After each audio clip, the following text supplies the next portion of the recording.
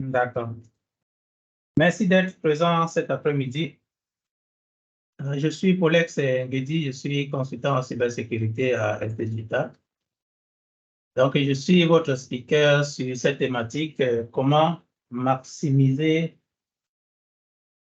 la protection de votre entreprise avec l'approche de défense en profondeur.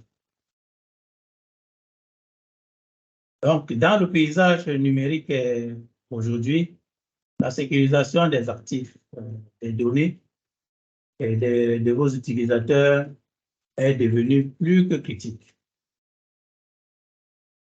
Alors, dans cette session, nous allons vous fournir une compréhension complète des couches de sécurité et comment l'adoption d'une approche de défense en profondeur peut considérablement réduire les risques de cyberattaques pour votre système d'information. À l'ordre du jour, nous allons voir les objectifs de la cybersécurité, définir l'approche multicouche, présenter l'architecture de défense en profondeur, voir quelle est son importance et quels sont ses avantages. Nous allons discuter des 4 principales catégories qui regroupent les éléments défensifs. Nous allons détailler ensuite les 8 couches de sécurité de votre système d'information. Et nous allons conclure en voyant comment ST Digital pourrait vous aider dans ce processus. Sans plus tarder, qu'est-ce que la cybersécurité et quels sont ses objectifs? Alors, la cybersécurité, c'est la prévention des attaques, des intrusions et des abus contre les systèmes d'information. Donc, les techniques et les solutions de sécurité sont mises ensemble pour assurer la confidentialité, l'intégrité et la disponibilité des données. Donc, cette protection doit couvrir tout le cycle de vie des données, de leur génération et traitement à leur transfert, leur stockage et leur élimination. Nous avons identifié 12 objectifs de la cybersécurité qui sont la protection de la confidentialité, de l'intégrité et de la disponibilité des données. C'est ça, en fait, la cybersécurité. Mais d'autres objectifs sont d'identifier, de surveiller et répondre aux menaces en temps opportun, élaborer des politiques et des procédures pour protéger les actifs numériques, offrir des programmes de formation et de sensibilisation aux utilisateurs, mettre en œuvre des contrôles techniques et administratifs pour atténuer les menaces, surveiller et respecter les politiques de sécurité, élaborer des plans complets de réponse aux incidents, évaluer et mettre à jour régulièrement les procédures de sécurité, assurer également la sécurité des actifs physiques, développer des partenariats efficaces avec les parties concernées, favoriser une culture de sécurité auprès des utilisateurs et du personnel de l'entreprise et opérer de manière rentable et économe en ressources. Donc, en mettant ces objectifs en pratique, les entreprises peuvent atténuer les risques et assurer la sécurité de leur système d'information. Donc, la cybersécurité est un domaine en constante évolution. Il est donc important de se tenir au courant des derniers développements et tendances. C'est quoi l'approche multicouche?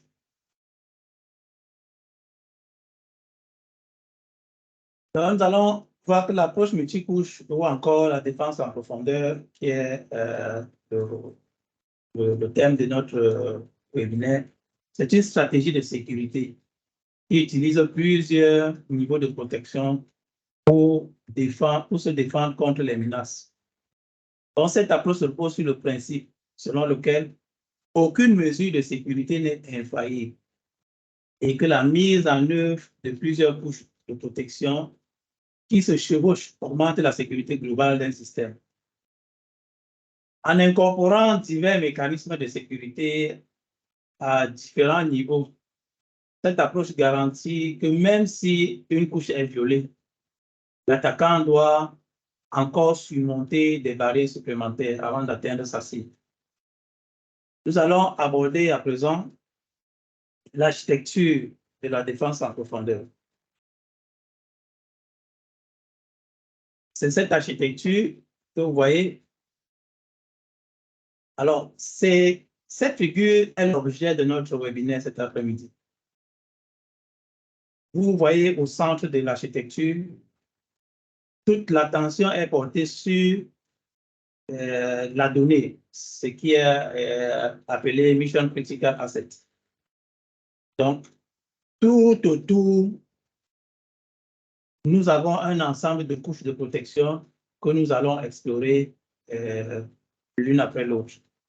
Donc, ce qui est critique pour l'entreprise, ce pourquoi nous mettons tout en œuvre, c'est pour la protection des données. Donc, c'est pour cette raison que la donnée est au centre de tout ce que nous allons développer tout à l'heure. Alors, quelle est l'importance de la défense en profondeur? Et quels sont ses avantages? L'approche de sécurité en plusieurs couches est essentielle pour la protection des données et des systèmes. Elle fournit une couche de sécurité supplémentaire qui peut aider à se défendre contre un large éventail de menaces. Les couches travaillent ensemble pour créer un ensemble, pour créer un système de défense complet qui est plus résilient que de s'appuyer sur une seule couche. Donc, il est difficile pour l'attaquant de trouver des faiblesses sur l'architecture globale. Quels sont les avantages? Les avantages sont la sécurité accrue, parce que lorsque nous avons plusieurs couches, notre sécurité est plus efficace. Donc, effectivement, c'est plus difficile à l'attaquant de pénétrer notre système. La détection et la réponse sont améliorées parce que les couches de sécurité fonctionnent ensemble pour détecter et répondre rapidement aux activités malveillantes. Aussi, l'évolutivité est améliorée parce que les systèmes peuvent être facilement adaptés et mis à jour. Et mis à jour à mesure que les menaces évoluent, parce que dans l'environnement d'aujourd'hui, les menaces évoluent rapidement. Ainsi, ceci permettra donc à notre entreprise de suivre les dernières tendances en matière de sécurité. Aussi, nous avons les coûts réduits parce que la superposition réduit les coûts de mise en œuvre d'un système complet, réduisant ainsi les exigences matérielles et logicielles. Parce qu'aujourd'hui, vous savez, nous avons des solutions cloud, nous avons des solutions en VM et nous avons des solutions logicielles et aussi en les solutions matérielles. Donc, en superposant ces couches, nous réduisons les coûts. Et aussi, il y a la confiance qui est accrue pour les utilisateurs et même nos clients. Parce que lorsque nous avons une infrastructure ou un système qui est assez sécurisé, cela donne confiance aux utilisateurs et même aux clients qui nous font de plus en plus confiance. Donc, en mettant en pratique la stratégie de défense en profondeur dans les organisations, nous pouvons atténuer les risques et assurer la sécurité du système d'information contre les acteurs malveillants.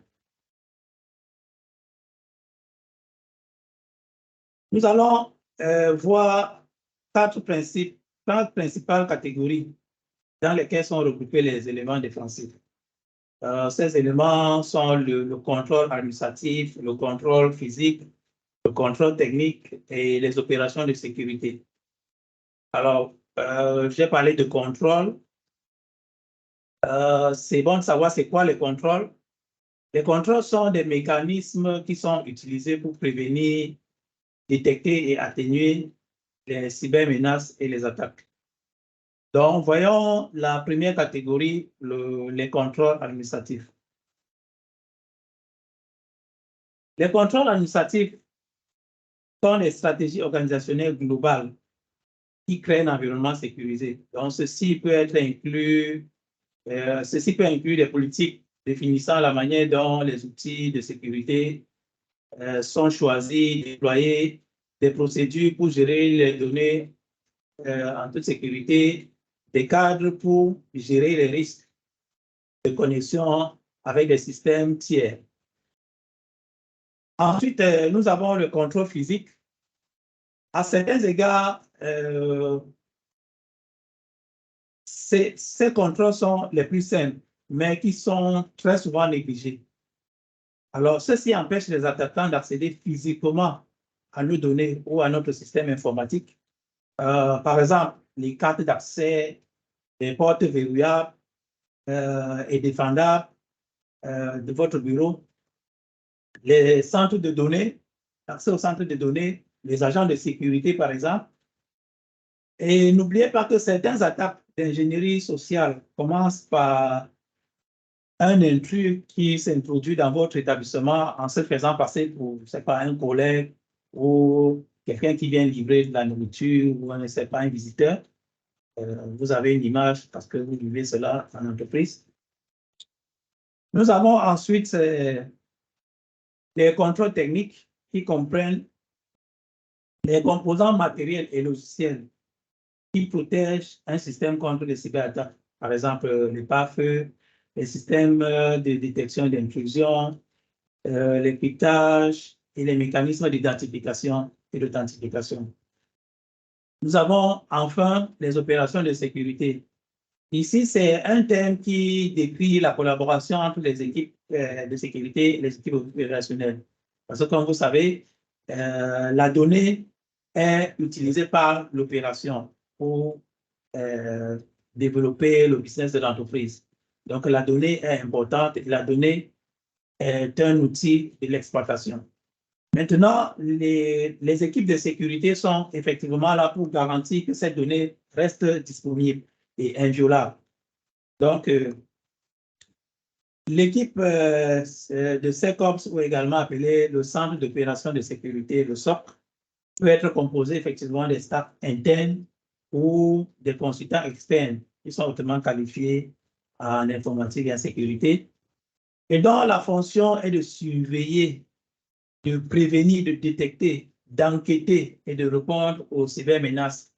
Les SOC fonctionnent très généralement 24 heures sur 24, 7 jours sur 7. Nous allons maintenant explorer, j'espère que je ne suis pas très rapide. Nous allons maintenant explorer les 8 couches de sécurité. Les 8 couches de sécurité font référence à un modèle de sécurité complet qui englobe divers aspects de la sécurité de l'information. Chaque couche répond à des problématiques, à des problèmes de sécurité spécifiques et contribue à une défense robuste. Donc, ce modèle fournit une couche de sécurité supplémentaire quand même au-delà de ce qu'une couche seule peut fournir, peut offrir. Donc, nous allons commencer par la couche de sécurité physique. C'est le premier niveau de sécurité, la sécurité physique.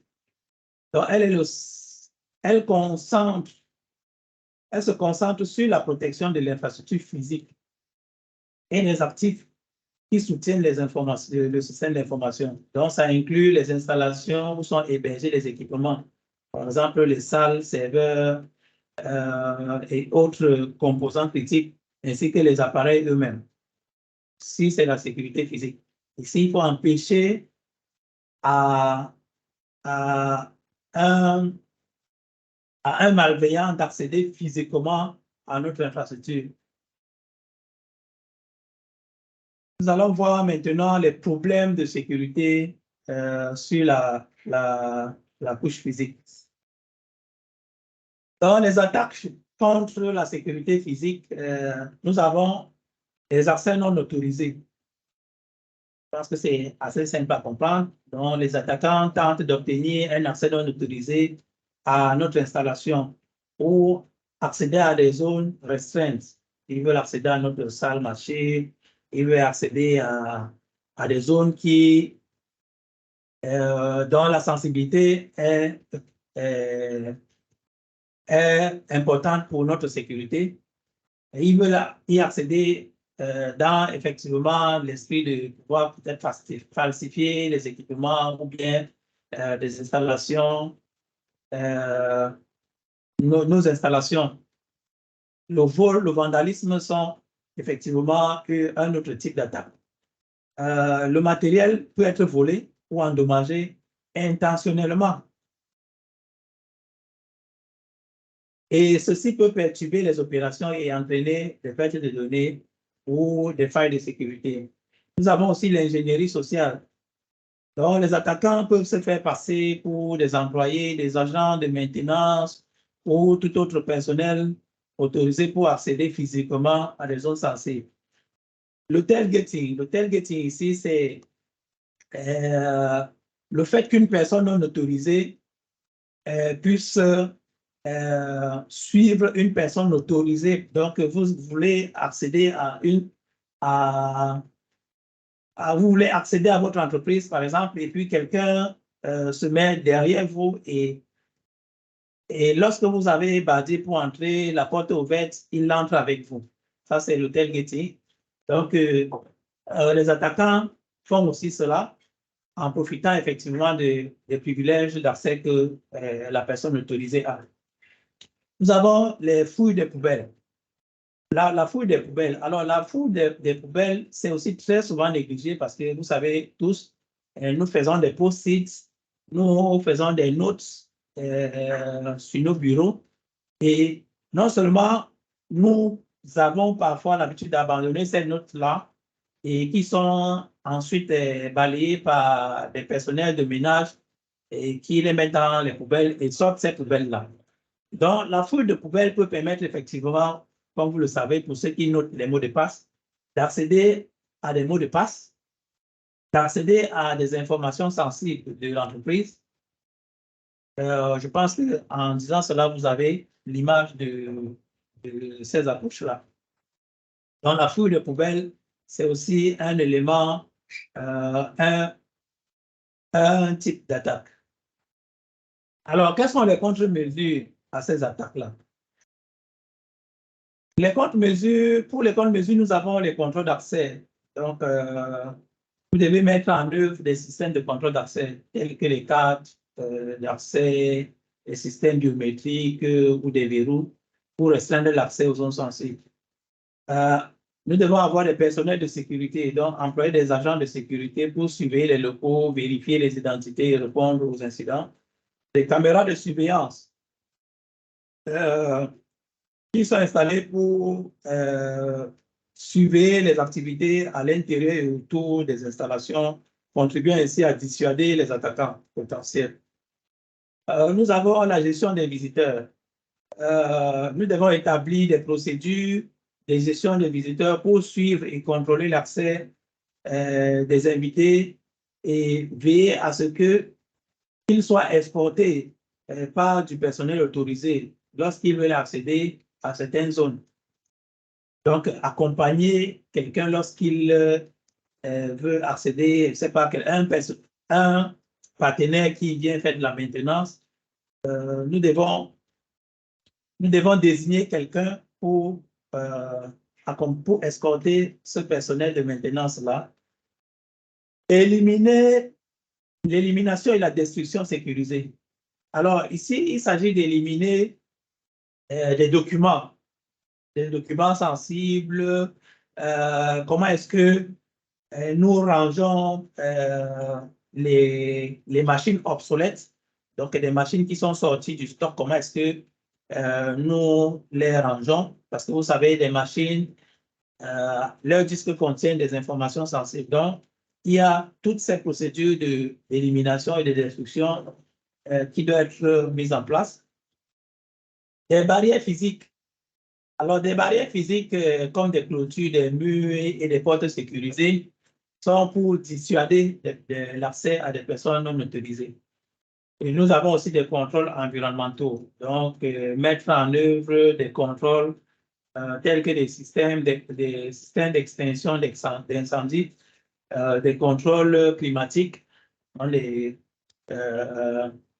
sondeurs de température, par exemple, pour les salles machines. Protéger les équipements contre les dommages, pour protéger les équipements contre les dommages et les pannes. Alors, quels sont les outils qui peuvent nous aider à appliquer dans ces contre-mesures pour la sécurité physique? Nous avons les systèmes de contrôle d'accès. Donc, les cartes d'accès, les scanners biométriques, des serrures intelligentes peuvent être utilisées. Nous avons la vidéosurveillance. Donc, les caméras, c'est un outil qui nous aide dans la contre-mesure. Le système de détection d'intrusion. Donc, nous pouvons installer les alarmes, les capteurs qui peuvent détecter les accès ou les mouvements non autorisés dans les zones sécurisées. Nous avons des services d'agents de sécurité. Donc, le personnel de sécurité peut assurer la surveillance du site et répondre aux incidents. Le système de gestion. Une seconde, s'il vous plaît.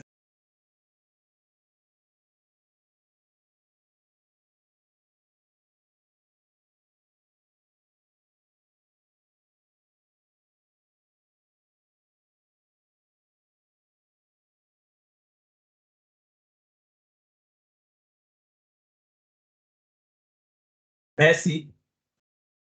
Alors, je parlais tantôt des services d'agents de sécurité qui sont le personnel qui peuvent assurer la surveillance du site et répondre aux incidents. Les systèmes de gestion des visiteurs, c'est des solutions logicielles qui peuvent aider à suivre et à gérer les accès des visiteurs, et garantissant ainsi le respect des procédures. Donc, le stockage sécurisé, donc avec des armoires, des coffres-forts verrouillables qui peuvent être utilisés pour stocker des documents et des équipements ou des supports amovibles sensibles. Les alimentations de secours, donc les onduleurs, les générateurs de secours qui peuvent maintenir les opérations pendant les pannes de courant et d'autres perturbations. Donc, voilà pour les contre-mesures. Donc, en mettant en place ces outils-là, les organisations peuvent efficacement se protéger et protéger leurs actifs physiques pour minimiser les risques de violation. Donc, nous allons explorer la sécurité périmétrique. Ça, c'est la deuxième couche de sécurité. Donc, ici, la sécurité périmétrique se concentre sur la sécurisation du périmètre du réseau de l'organisation et sur la protection contre les menaces externes. Donc, cela implique de créer une frontière entre le réseau interne et les réseaux externes, tels qu'Internet, de surveiller et de contrôler le trafic entre les trafics entrant et sortant et d'empêcher tout accès non autorisé à notre réseau. Donc, voyons quels sont les types d'attaques sur la couche périmétrique. Donc, sur la couche périmétrique, nous avons les analyses de port, sniffing du réseau. Donc, les attaquants ici sniffent le réseau pour détecter quels sont les ports qui sont laissés ouverts sur les appareils et pour ainsi détecter et identifier les vulnérabilités. Les attaques par brute force. Ici, les criminels tentent d'accéder, d'obtenir des accès non autorisés en essayant systématiquement différentes combinaisons de noms d'utilisateurs de mots de passe. Ici, nous avons aussi comme type de menace les attaques par déni de services distribués. Donc, l'attaquant submerge le système ou les réseaux ciblés avec un trafic excessif. Donc, ceci va provoquer l'interruption du service. L'exploitation des vulnérabilités connues. Donc, les attaquants ciblent les vulnérabilités connues des dispositifs de sécurité périmétrique tels que les pare-feux, les routeurs, pour accéder au réseau interne. Les attaques d'ingénierie sociale. Ici, les attaquants vont utiliser les emails de phishing ou d'autres tactiques trompeuses pour inciter les utilisateurs à compromettre eux-mêmes leur système de sécurité. Mais il y a des contre-mesures à ces attaques-là. Donc, comme contre-mesure, nous pouvons implémenter des pare-feux périmétriques sur le réseau pour contrôler le trafic entrant-sortant en fonction des règles prédéfinies. Les systèmes de détection et de prévention d'intrusion que nous pouvons déployer sur le réseau pour suivre le trafic à la recherche d'activités suspectes et bloquer ou alerter sur les menaces. Nous avons aussi la mise à jour et les corrections et les correctifs réguliers. Donc ici, nous allons effectuer les mises à jour sur nos pare-feux, sur nos routeurs, dans les objets de firmware. Voilà. Tout ceci doit être mis à jour afin d'apporter des correctifs de sécurité sur des micro-logiciels. Le contrôle d'accès. Ici, nous pouvons utiliser ces mécanismes-là d'authentification et d'autorisation forts pour garantir que seuls les utilisateurs et les appareils autorisés peuvent accéder à notre réseau interne.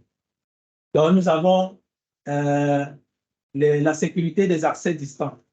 Donc, ici, il faut mettre en œuvre des réseaux privés VPN et d'autres solutions d'accès distant sécurisées pour que les employés et les partenaires qui ont besoin d'accéder à notre réseau interne puissent utiliser ces canaux sécurisés-là.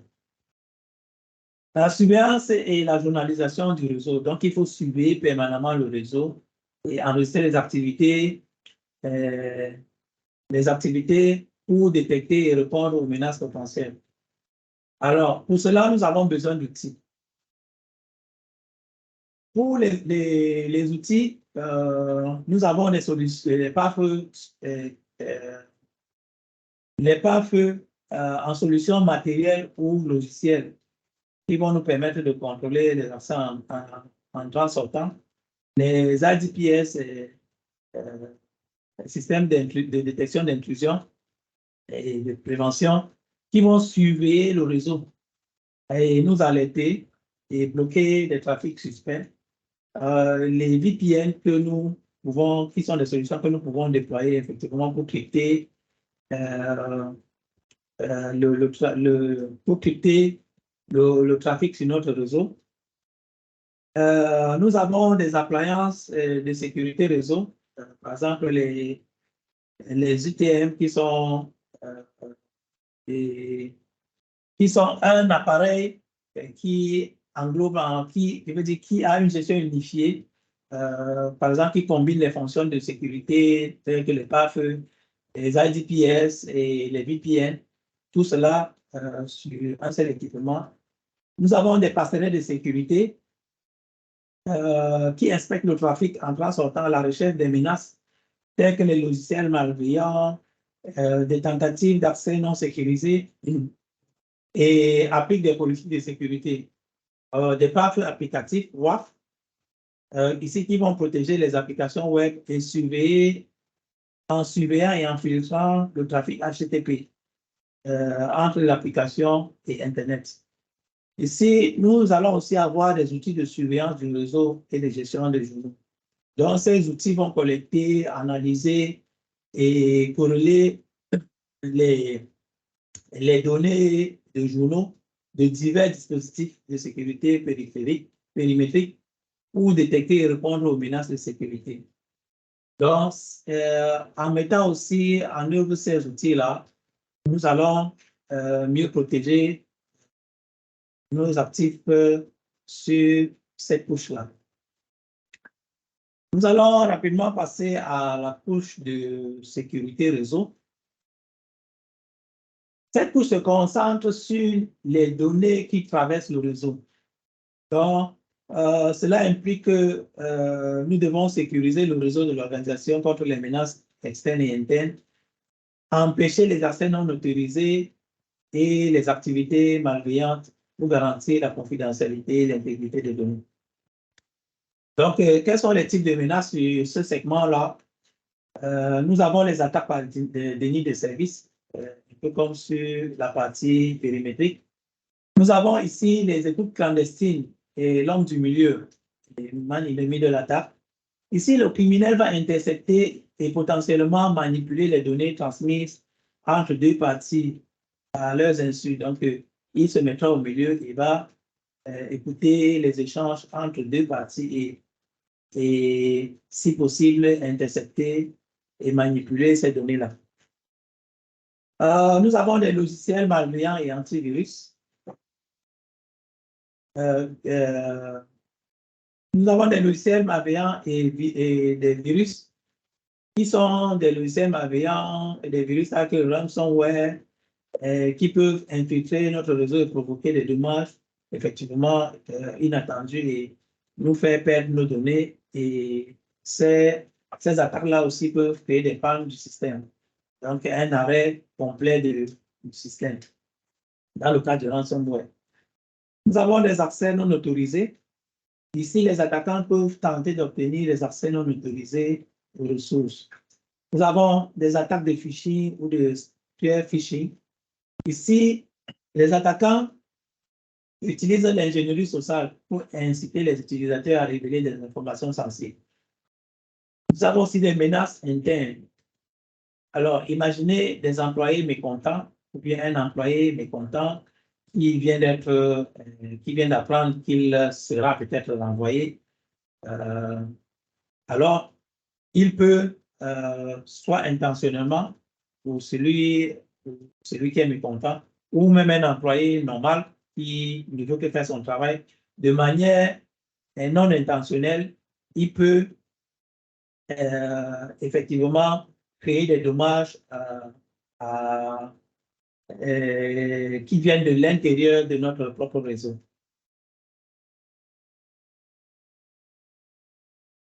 Quelles sont les contre-mesures à ces attaques? Nous avons des pare-feux toujours pour la sécurité réseau. Nous avons les IDPS aussi. Nous avons par contre la segmentation du réseau. Ici, il s'agit de segmenter le réseau en petits groupes isolés. Alors, ceci va limiter l'impact d'une potentielle violation. Ça veut dire que si on a attaqué, alors par exemple, notre VLAN, le VLAN, je ne sais pas moi, le VLAN des ressources humaines est complètement isolé du VLAN, je ne sais pas moi, du support. Et là, effectivement, si nous avons un problème au niveau du VLAN des ressources humaines, que le VLAN de la comptabilité, par exemple, ne soit pas affecté. Nous avons l'analyse régulière du réseau pour évaluer les vulnérabilités et identifier, corriger les faiblesses potentielles. Le contrôle d'accès par des mécanismes d'authentification et d'autorisation forts tels que l'authentification multifacteur ou bien le contrôle d'accès basé sur les rôles pour garantir que seuls les utilisateurs autorisés peuvent accéder aux ressources du réseau.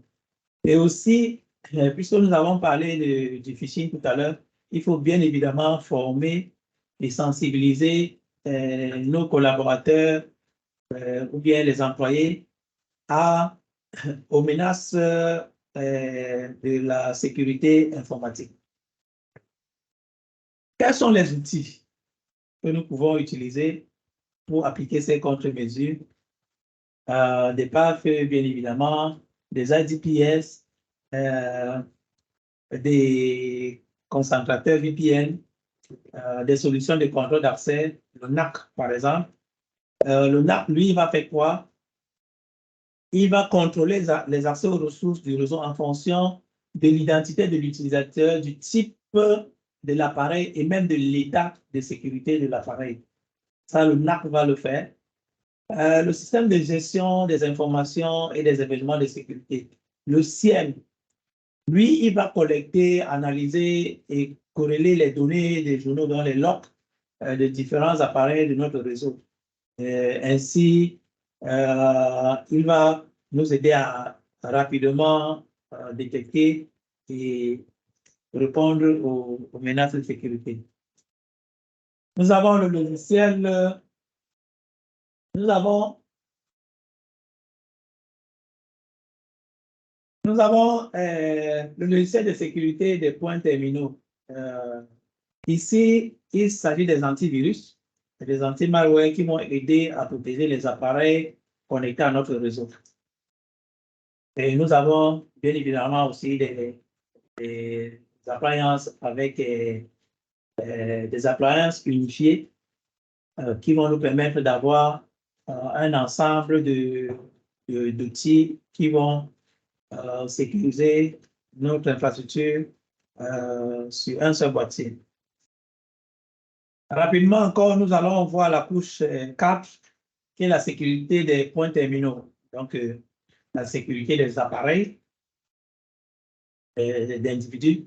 Donc, nos laptops, nos desktops, nos serveurs, nos smartphones, bref, tout ce qui a accès à notre réseau. Ici, il s'agit de protéger ces appareils-là contre les logiciels malveillants et des vulnérabilités qui peuvent effectivement nous guetter via ces terminaux-là. Alors, nous avons un certain nombre de menaces sur ces appareils ou bien sur ces terminaux-là qui sont les logiciels malveillants et les virus. Nous avons les attaques de phishing ou de spear phishing. Ça, c'est de l'ingénierie sociale. Nous avons l'exploitation des vulnérabilités connues. Donc, un poste de travail qui n'est pas mis à jour, qui n'est pas à jour sur, dont son OS n'est pas à jour ou son antivirus n'est pas à jour. Ça, c'est une porte d'entrée malveillant. Des menaces internes, donc, comme je l'ai dit tantôt, des employés qui sont mécontents, ils peuvent effectivement mal utiliser leurs ordinateurs. Nous avons des vols et des pertes d'appareils. Alors, ça, c'est un point très important parce que lorsque un employé a perdu son laptop et que ces laptops-là ont des données sensibles, vous voyez très bien que l'utilisation, son exploitation peut causer du préjudice à l'entreprise. Donc, ici, nous allons voir quelles peuvent être les contre-mesures. Déjà, pour les virus, nous avons les antivirus, les anti-malware. Pour les OS qui ne sont pas à jour et les antivirus qui ne sont pas à jour, effectivement, nous devons gérer les correctifs, donc faire des mises à jour régulières, chiffrer les appareils. Par exemple, le laptop dont j'ai fait allusion tout à l'heure qui est perdu ou qui est volé dans un taxi, alors il peut contenir des données très sensibles de l'entreprise. Alors du coup, si nous avions chiffré son disque dur, il est clair que c'est vrai, nous avons perdu un actif important de l'entreprise, donc nous avons perdu de l'argent, mais au moins nos données, si nous les avions, par exemple, sauvegardées quelque part, nous les aurons encore. Et puis, nous serons mieux protégés du chantage que peuvent utiliser des mal intentionnés qui accèdent à ces données sensibles. Alors, nous avons aussi le contrôle d'accès. Le contrôle d'accès ici, nous allons utiliser l'authentification multifacteur qui va quand même garantir que seuls les utilisateurs autorisés peuvent accéder à ces appareils-là. La formation et la sensibilisation des utilisateurs, il est toujours important, comme je l'ai dit, par exemple, pour cette perte d'ordinateur-là, si nos collègues sont sensibilisés ou bien nos employés sont sensibilisés, alors ils feront très attention quand ils entrent dans un taxi ou quand, afin pour ne pas perdre de manière, pour dire, par négligence, par exemple, leurs ordinateurs de travail. Les solutions de gestion des appareils mobiles, le Mobile Device Management, ou les EDR, qui sont des solutions de détection et de réponse au niveau des terminaux. Donc, nous allons utiliser cela pour surveiller, gérer et sécuriser les appareils, les terminaux, et appliquer les politiques de sécurité pour répondre aux menaces potentielles. Alors, avec quels outils on fait ça? Alors, nous allons voir que, évidemment, on va utiliser les antivirus. Nous allons utiliser la gestion des correctifs dans les mises à jour.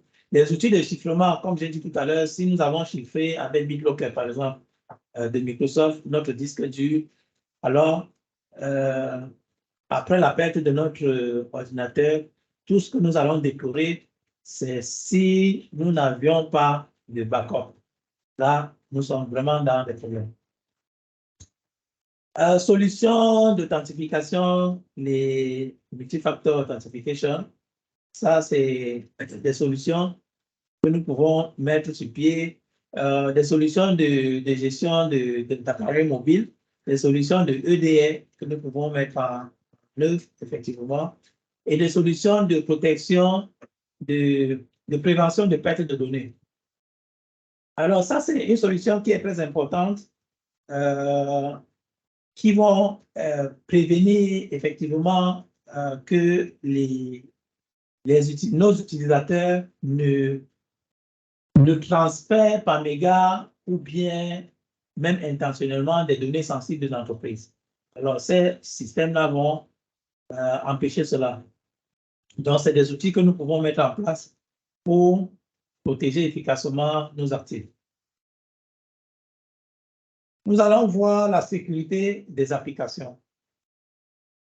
Donc, la sécurité des applications web, mobiles ou des applications de bureau. Donc, ça va impliquer la protection des applications contre des vulnérabilités, des failles de sécurité, de l'exploitation potentielle susceptible qui peut conduire effectivement à la violation de nos données et même à des incidents de sécurité. Alors, nous allons voir des types d'attaques sur cette couche spécifique. Nous avons des attaques par injection SQL. Ici, les attaquants vont exploiter les vulnérabilités d'une application pour injecter les codes de commandes malveillantes. Donc, une injection SQL ou le cross-site scripting. Nous avons aussi le cross-site request forgery. Ici, c'est une attaque dont les utilisateurs sont amenés à effectuer des actions involontaires sur des applications web compromettant potentiellement leur compte ou leurs données. Et c'est une vulnérabilité exploitable. L'authentification brisée. Donc, les attaquants exploitent des mécanismes d'authentification faibles ou mal mis en œuvre pour obtenir l'accès non autorisé au compte d'utilisateur ou aux données d'application. Donc, les mauvaises configurations de sécurité, par exemple, les applications mal configurées peuvent exposer des données sensibles ou permettre un accès non autorisé aux ressources.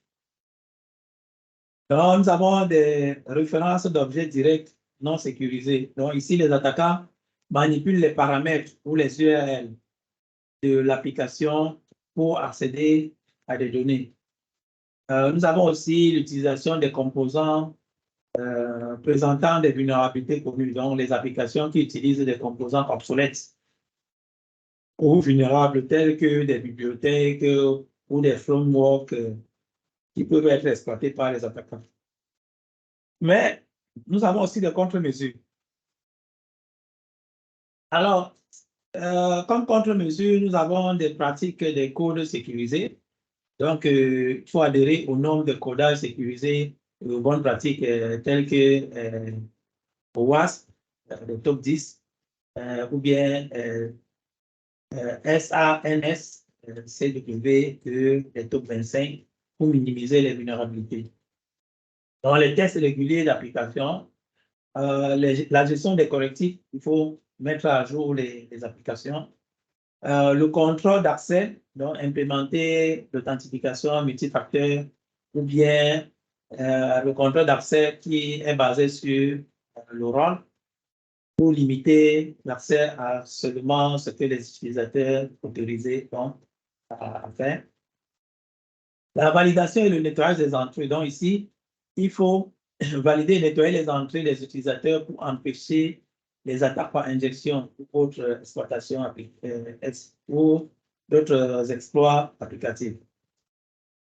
Nous avons le chiffrement. Donc, il faut utiliser les protocoles de communication comme SSL, TLS et chiffrer les données sensibles stockées par l'application.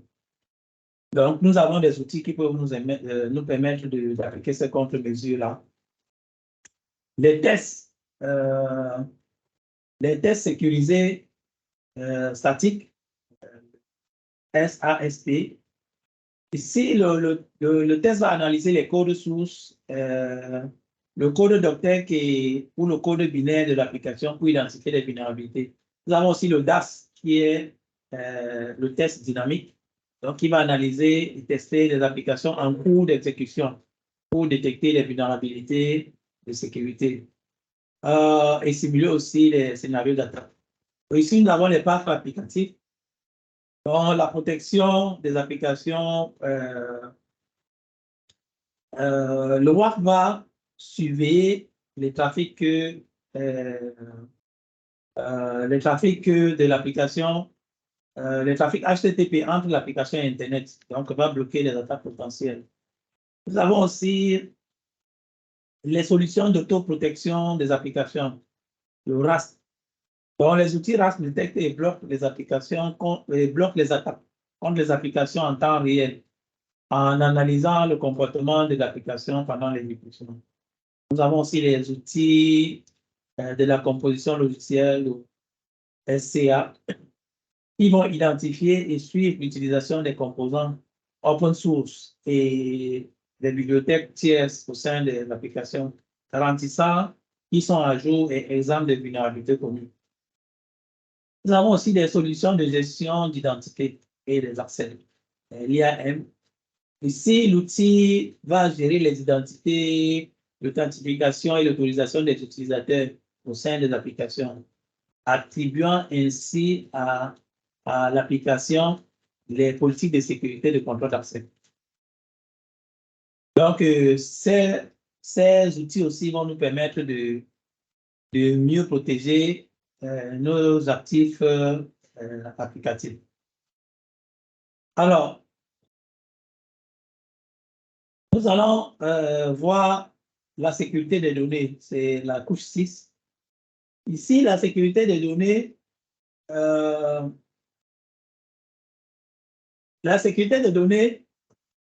c'est tant les données en transit que les données en repos. Ça veut dire les données qui traversent le réseau ou bien les données qui sont stockées sur nos disques. Que ce soit le disque dur du serveur, que ce soit le disque dur de nos propres machines. Ça, c'est les données en repos. Les données en utilisation sont ceux qui sont traités par le processeur et la RAM en ce moment-là. Et les données en transit, c'est ceux qui traversent le réseau. Donc, cela implique la mise en œuvre des mesures pour empêcher les accès non autorisés et les violations de données, les fuites de données ou la corruption des données, et respecter ainsi la réglementation en matière de protection des données. Donc, nous allons voir les types d'attaques sur la partie données. Bon, il y a la violation des données, donc accès non autorisé. Nous allons voir les menaces internes, dont les employés mécontents toujours, qui peuvent compromettre la sécurité de nos données.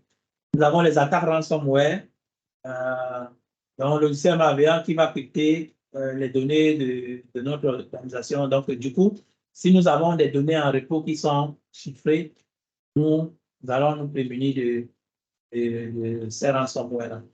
La falsification des données, modification ou corruption non autorisée de données pouvant compromettre l'intégrité de nos données. Donc, les attaques de toute clandestine, man in the middle.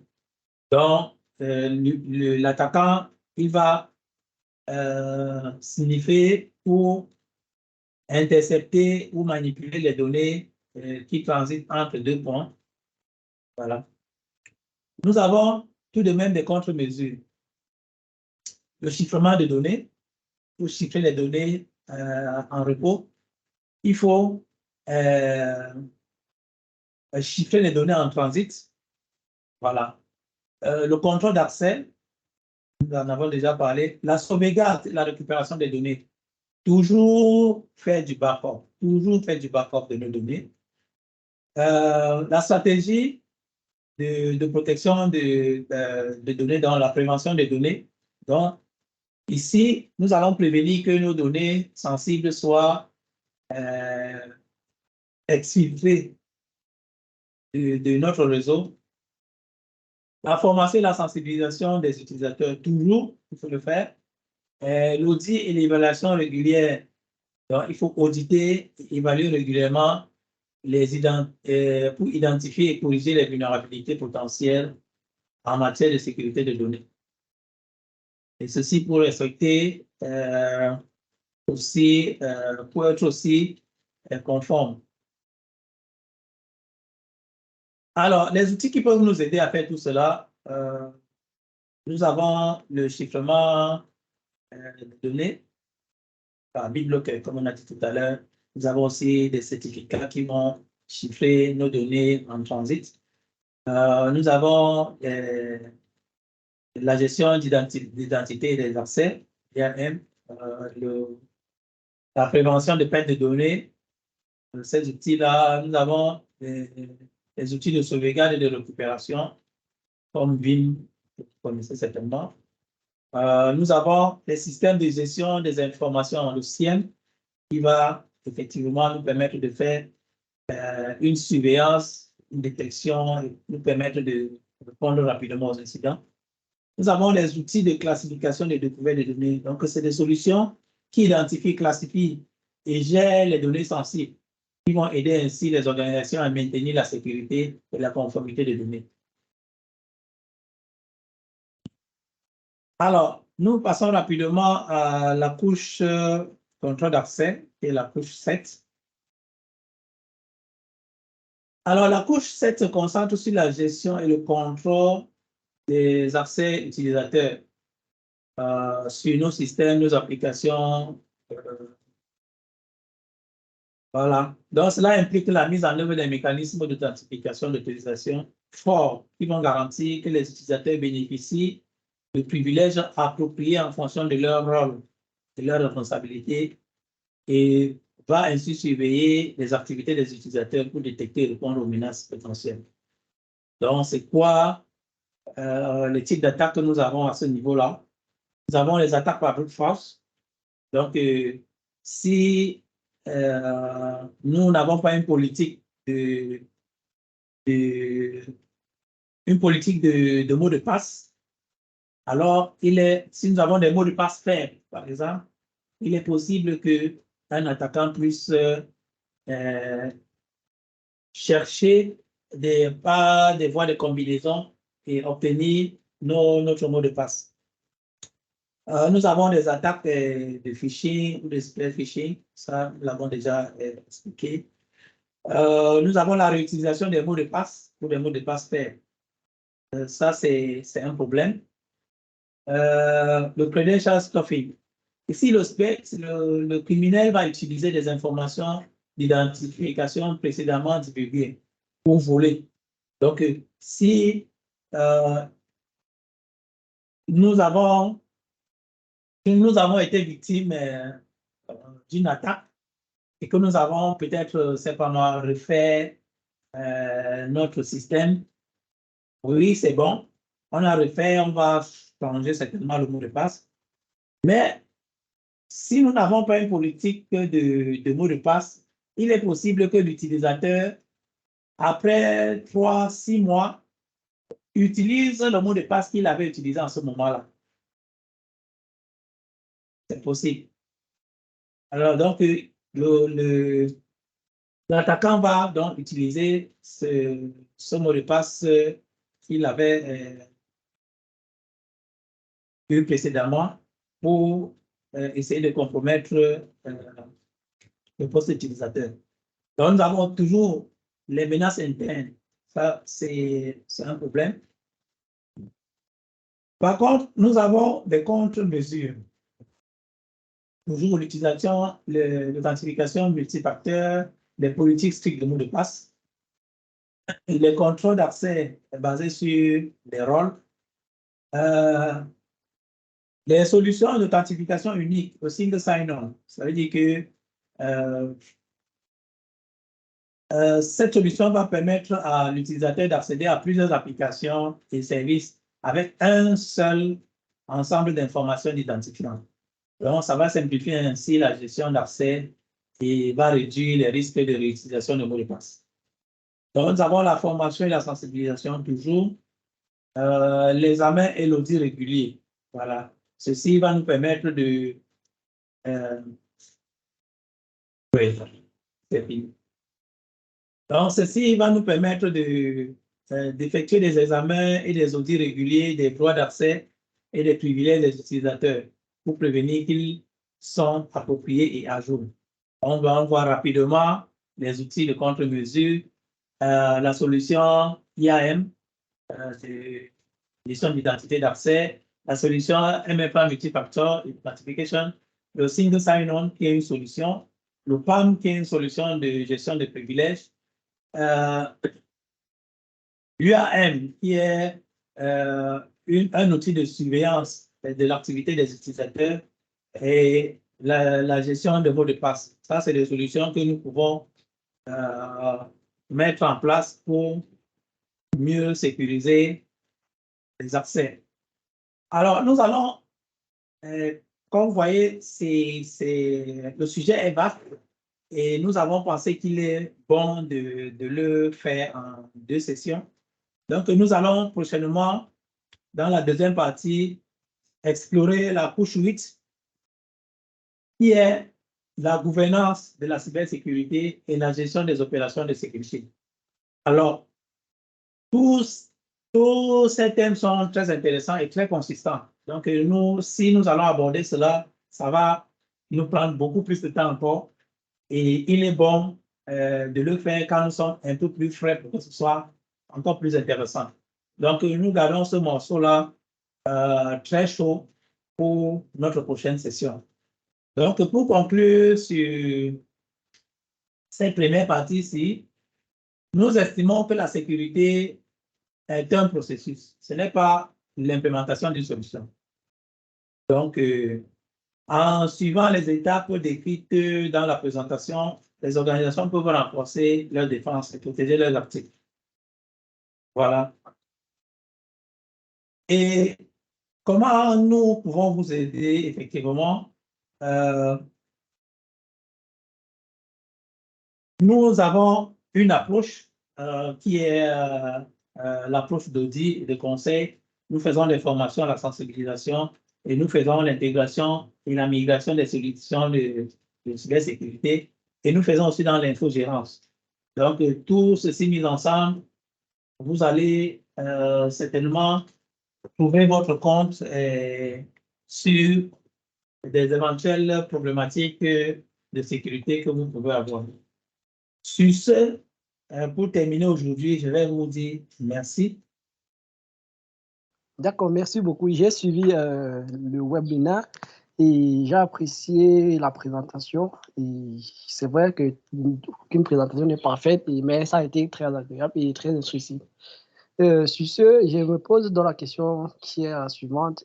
Est-ce que la défense logiciellement par couche, comme on l'a si bien présenté, est-ce qu'avec le modèle de travail, par exemple, aujourd'hui, le travail à distance, le remote et tout, est-ce que le modèle par couche peut assurer la sécurité à 100%? C'est bon, c'est vrai qu'il n'y a aucune sécurité à 100%. Est-ce que le modèle par couche peut être une nécessité sur la sécurité aujourd'hui? Alors, merci pour cette question. Vous voyez toujours mon écran, c'est ça? Alors, vous voyez mon écran? Oui, monsieur. D'accord. Alors, pour répondre à votre question, j'ai affiché ce schéma, cette architecture, parce que vous parlez de travail à distance. Parce qu'aujourd'hui, effectivement, nous travaillons de plus en plus en mode délocalisé ou bien de la maison. Alors, si vous regardez le schéma, vous allez voir, par exemple, le ZTE. Si vous connaissez le Zero Trust Network Access, vous allez voir parce que le Zero Trust. Allô? Je suis bien, je connais sur le Zero Trust. Voilà. Donc, en fait, la défense en profondeur prend en charge tous les aspects de la sécurité du système d'information. Donc, si vous regardez le schéma, vous allez voir la sécurité physique n'est pas présente, mais la sécurité physique est une partie intégrée à la défense en profondeur. Vous voyez un peu? Alors, donc, votre question, je la réponds simplement en vous présentant le schéma et en vous présentant l'approche ou la stratégie ZTNE, qui est une stratégie effectivement qui va permettre aux utilisateurs nomades de pouvoir accéder au réseau interne de leurs entreprises en utilisant effectivement des outils que j'ai dit tout à l'heure, par exemple l'IAM qui va permettre à l'utilisateur d'avoir accès à des données aux seules données dont il a besoin pour travailler. Donc, l'IAM va le faire, le Multi-Factor Authentication, on peut l'ajouter dessus. Bref, c'est une approche complète en fait. Je ne sais pas si vous êtes satisfait ou vous avez une autre préoccupation. Non, monsieur, je suis satisfait. Lorsque vous avez évoqué la notion de Zero Trust, c'est vrai que j'étais distrait à cette heure-là, je n'étais pas près du téléphone, mais là, ma question et avec l'image, cela collabore très correctement. Merci beaucoup. D'accord. Une autre question? Je sais que Non, c'était très long. Je laisse ma préoccupation par message. D'accord. Bon, monsieur, je pense que monsieur Assessa va laisser sa question sur le chat. On va clôturer en disant merci à tous, merci d'avoir participé à ce webinaire. Comme Paulette l'a dit plus tôt, ST Digital peut vous aider en termes de services d'audit et conseils, formation et ateliers, adoption, intégration et la migration des solutions de sécurité. Également, l'infogérance. Je vais laisser l'adresse mail de ST Digital qui est info@st.digital sur le chat et vous pouvez nous envoyer vos questions, vos préoccupations. On se fera un grand plaisir de vous répondre. Pour ce webinaire qui vient de se terminer, vous recevrez le replay dès qu'il sera disponible sur notre page YouTube. Vous avez déjà même le lien de la page YouTube pour nos précédents webinaires qu'on a eu à faire. Vous pouvez trouver les replays dessus. Merci et je vous souhaite à tous un bon week-end. Merci, bye bye. Et ne manquez pas la prochaine session. Merci, bye bye. Merci, bye bye.